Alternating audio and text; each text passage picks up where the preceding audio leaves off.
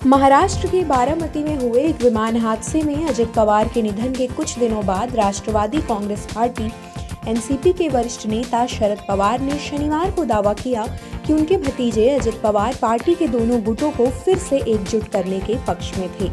शरद पवार के अनुसार पिछले 4 महीनों से पार्टी के विलय को लेकर बातचीत चल रही थी, जिसमें अजित पवार और विधायक जयंत पाटिल भी शामिल थे। उन्होंने ये भी कहा कि उनकी इच्छा थी कि एनसीपी के दोनों धड़े एक साथ आएं।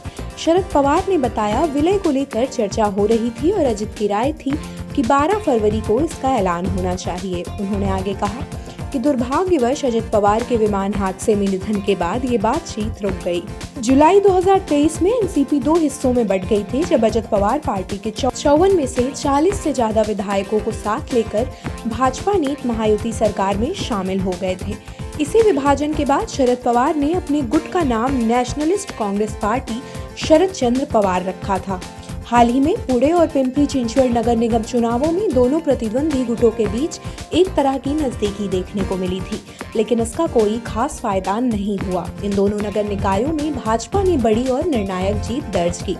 पिंपरी चिंचवड में भाजपा ने 128 में से 84 सीटें जीतकर स्पष्ट बहुमत हासिल किया, जबकि पुणे में पार्टी ने 165 में से 122 सीटों पर कब्जा कर एनसीपी को करारा झटका दिया।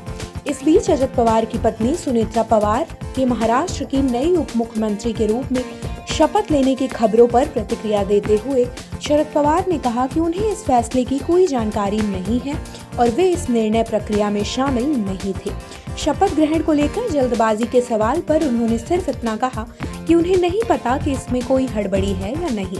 बताया जा रहा है कि अजित पवार के निधन के कुछ ही दिनों बाद सुनेत्रा पवार उनकी राजनीतिक भूमिका संभालने जा रही हैं। अगर ऐसा होता है तो वह महाराष्ट्र की पहली महिला उप मुख्यमंत्री होंगी। वहीं अजित पवार गुट के 40 विधायक शनिवार दोपहर 2 बजे मुंबई के विधान भवन में बैठकर अपने नेता का चयन कर सकते हैं। पार्टी सूत्रों के अनुसार 62 वर्षीय सुनेत्रा पवार का शपथ ग्रहण शाम 5 बजे लोक भवन में सादे समारोह में हो सकता है।